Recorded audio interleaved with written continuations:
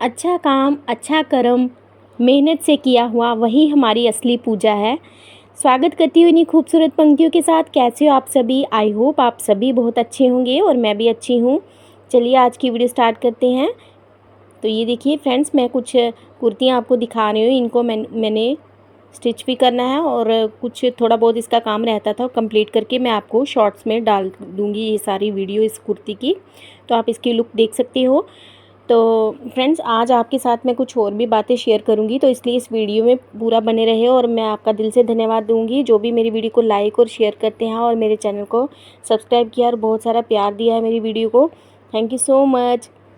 और फ्रेंड्स, मैं बहुत खुश हूँ, जल्दी ही मेरा चैनल भी ग्रो हो रहा है आप सभी की वजह से, आप सबकी सपोर्ट से, क्योंकि मैं जल्दी ही अब 500 आज शायद मेरे सब्सक्राइबर बढ़ जाएंगे। नए पुराने जितने भी मेरे सब्सक्राइबर हैं उनका दिल से धन्यवाद।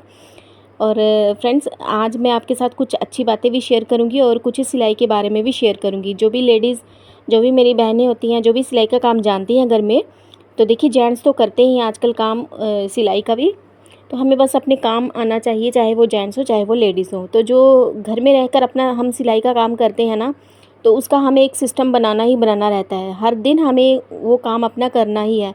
कई बार क्या होता है कि घर में किसी की सपोर्ट नहीं रहती है, कुछ मेरी बहनें ऐसी भी होंगी, लेकिन हमें क्या करना है कि हमें अपनी तरफ से अपने लिए खुद ही एक समय बनाकर हमें टाइम रख के थोड़ा बहुत हमें काम करना होगा। सिलाई मशीन तो हर किसी के पास होती है, नहीं तो कहीं से हम अरेंज कर सकते हैं। तो हम घर बैठकर अपने पहले हमें अपने घर पर ध्यान देना है। घर का सारा काम का जब ख़त्म हो जाए, सबको हम सेटलमेंट करके अच्छे से, फिर हम अपने सिलाई के काम में एक अपने टाइम निकाल कर उसको ज़रूर करना चाहिए। ऐसे क्या होता है फ्रेंड्स, एक तो हम बिज़ी भी रहते हैं और दूसरा हमारे अंदर जो अनावश्यक जो विचार रहते हैं, जो नेगेटिव थॉट्स रहते हैं, उससे हम बच के रहते हैं। और बिना वजह के हम इधर उधर आजू बाजू घूमने से बेहतर है कि हम अपने घर बैठकर अपना सिलाई के काम में बिज़ी हो जाएं। इससे क्या होता है, इससे एक तो हमें सिलाई के काम से हमें पैसे भी मिलेंगे और हमारा जो कामकाज है वो उसमें हमारा मन भी अच्छे से लगा रहता है, उसमें हम आगे भी बढ़ते हैं।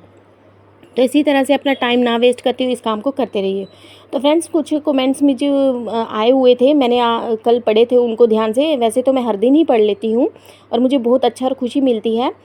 तो देखिए, जो भी मेरे इस चैनल को अभी नए लोग देख रहे हैं, तो प्लीज़ मेरी वीडियो को, चैनल को मेरे इसको सब्सक्राइब कर लीजिए और मेरी वीडियो को लाइक और शेयर करना ना भूलें। तो देखिए, आज मैं आपके साथ ये शेयर करना चाहती हूँ कि जैसे हमारी सिलाई मशीन कौन सी होनी चाहिए। जैसे मेरे भाई साहब ने, किसी ने मेरे को कमेंट किया था, तो मेरी खुद की जो मेरी सिलाई मशीन है उसका नाम है रैनी।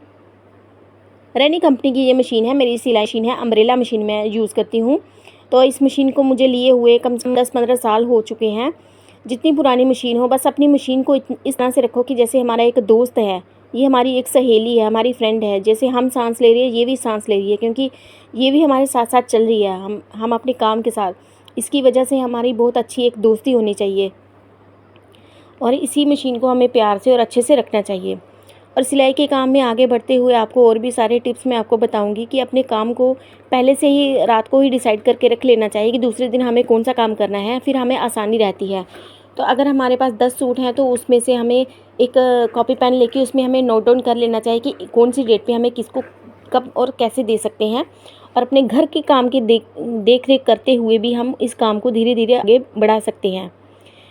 तो हम ज़्यादा प्रेशर ना लेते हुए, ज़्यादा लोड ना लेते हुए, अगर हम थोड़ा थोड़ा भी करते रहेंगे, तो देखिए हमारी एक ना एक दिन स्पीड भी बढ़ जाती है काम करने की और हमारे पास और कस्टमर आते हैं। मैं हर तरह से कोशिश करती रहती हूँ, अब घर बैठकर अगर काम करती हूँ, लेकिन मेरा बहुत सपना रहता था कि मेरी भी एक बुटीक हो, मैं भी अच्छे से वहाँ पे ऐसे सारी शर्ट कटी रख के अपने हैंगर में डाल के रखूँ। लेकिन कोशिश करती रहती हूँ कुछ ना कुछ अपनी तरफ से, क्या करूँ क्या ना करूँ। तो बीच में कई बार बच्चों का भी सुनना पड़ता है, उनकी पढ़ाई की बातें भी सुननी पड़ती है। घर में रह के हम, ये हमें फ़ायदे होते हैं घर रह के काम करने के, कि हमारे बच्चे भी हमारे सामने रहते हैं और ऐसे हमें बिना वजह के परेशानियां नहीं उठानी पड़ती। क्योंकि खासकर ये जो अकेली लेडीज़ रहती है ना, जैसे जिनके हस्बैंड हैं और 2 बच्चे रहते हैं ना, तो वो चारों ही अपनी फैमिली में होते हैं और उस लेडीज़ को यही चाहिए कि हमें घर बैठकर ही अपना सिलाई का काम करना चाहिए, ये मेरा मानना है। बाकी आपकी इच्छा है। वैसे अगर आगे बढ़ना हो तो अगर बच्चे बड़े हो जाएं तो हम आगे भी बढ़कर अपनी बुटीक खुद का किसी शॉप में ले सकते हैं, जैसे मतलब कोई दुकान हम खोल सकते हैं, वहाँ पे भी हम अपना सिलाई का काम कर सकते हैं। फ्रेंड्स, बिना सपोर्ट के हम आगे नहीं बढ़ सकते हैं इतना ज़्यादा। लेकिन ये है कि अपने दम पर हम ईश्वर से प्रार्थना करके कि हे प्रभु, हमें आगे बढ़ना है, हमारी सहायता कीजिए, तो वो सहायता किसी भी रूप में आपके आगे ज़रूर आएगी, ये मेरा मानना है। और मेरे साथ ऐसा हुआ भी है कई बार। तो आपको अपने काम पर ध्यान देकर अपने जीवन में आगे बढ़ते जाना है, और बिना वजह की हमें किसी भी बारे में सोचे ना रखें, बिना वजह की जो हमारे दिमाग में घूमती है, हमें बस अपने काम पे ध्यान रखना चाहिए। और फ्रेंड्स, जब भी हम किसी का नाप लिखते हैं तो उसका नाम और समय ज़रूर उसमें नोट डाउन कर ले। मेरे से भी एक थोड़ी सी मिस्टेक हो गई थी, क्योंकि इतनी परफेक्ट तो मैं भी नहीं हूँ। मैंने ना एक सूट सिलाई का एक नाप लिख के रखा था, लेकिन मुझे मिल नहीं रहा था। वो बहुत टाइम वेस्ट हो गया उस नाप को ढूंढते ढूंढते, इसलिए ये सूट को मैं जल्दी स्टिच नहीं कर पाई। और कन्फ्यूज़न आ रहा कहाँ पे वो नाप होगा, क्योंकि वो हमारे शहर से काफ़ी दूर है वो लेडीज़, तो उनका फ़ोन नंबर भी नहीं मिल रहा था इस वजह से। तो इसलिए हमें अच्छे से उनका नाप लेकर और एक टाइम टेबल बनाकर एक कॉपी पे पूरा उनका डिटेलिंग में सारा लिख लेना चाहिए। वो तो सभी जानते ही होंगे, लेकिन फिर भी हमें कई बार क्या होता है कि हम भूल जाते हैं कौन से पेज पे वो नाम लिखा था। कि क्या होता है कि कई बार एक ही नाप पे हमें 4 सूट आए होते हैं, लेकिन डिज़ाइन अलग अलग दिए होते हैं। तो हमें उसी तरह से अच्छे से उसका नाप लिखकर अलग अलग नाप के हिसाब से, अलग अलग डिज़ाइन के नाप के हिसाब से भी हमें नोट डाउन कर लेना होता है कि इसका कितना मेज़रमेंट था, इस शर्ट का लॉन्ग है, शर्ट हाफ है, कैसे है, जो भी है। तो इसी तरह से अपने जीवन में आगे बढ़ते रहना चाहिए। अपनी बहनों को मैं यही आज मैसेज देना चाहती हूँ कि अपने ईश्वर साथ भी जुड़े रहें, और अपने भगवान पे विश्वास करके जिसको भी आप मानते हो, मैं हर वीडियो में आपके साथ शेयर करती हूँ, आप अल्लाह को, भगवान जी को, परमात्मा को, जिस किसी को भी, अपने गुरु को, अपनी मेहनत को, जिस पर भी आप विश्वास करते हो, उन्हीं को पकड़ के आप जीवन में आगे बढ़ते रहिए। वो आपकी हमेशा सहायता करते हैं। जैसे अगर हम पूरी दुनिया में, जैसे बोलते हैं ना, एक संयोग होता है, जब हमारे संसार में जो हमारी दुनिया जो रहती है, अगर वो भी हमारी सहायता करने के लिए आते हैं, तो वो भी एक भगवान जी का ही संकेत होता है। तो ये तो मेरा मानना है। बाकी आप लोग क्या मानते हो, ये आपकी अपनी मर्ज़ी है। इसी तरह से हमें सिलाई के काम में आगे बढ़ना चाहिए। और भी मुझे बहुत सारे कमेंट आए हैं, तो मैं जल्दी ही आपके साथ शेयर करूँगी। इस कुर्ती का मैंने ना एक नेक डिज़ाइन बनाया है, बहुत अच्छा प्यारा सा, और ये भी मैं आपको दिखाऊंगी।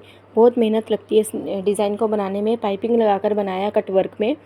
तो मैं डिज़ाइन वाली कुर्ती सीती हूँ, उसका मैं एक्स्ट्रा चार्ज लेती हूँ ऐसे क्योंकि इसमें मेहनत बहुत ज़्यादा लगती है ना, इसलिए। तो आप भी ऐसा ही किया करें। और जो हम डिज़ाइन का सूट सीते हैं ना, तो उसमें टाइम भी ज़्यादा लगता है। तो आई होप आपको वीडियो अच्छी लगी तो लाइक और शेयर करें। मिलते हैं नेक्स्ट वीडियो में। Thank you so much.